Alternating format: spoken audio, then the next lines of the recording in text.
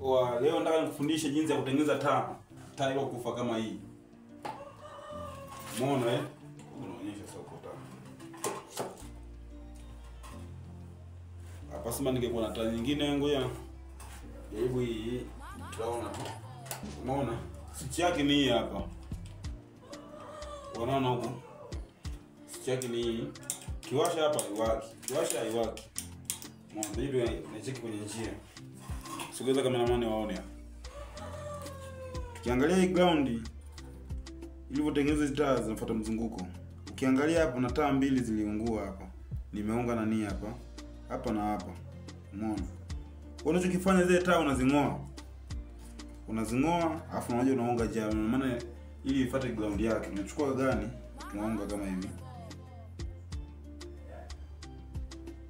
Unaelewa Ni simple like that. Afu najaribu tena.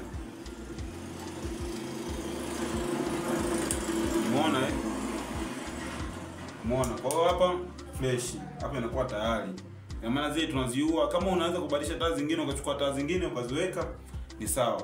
Ila kama uwezi kwa hakuna taa zingine unaua zile zingine zinaendelea kufanya kazi kama hivi. Ni simple like that. Kido Sound, Kido Electronic. Hapo ni unyama wanangu.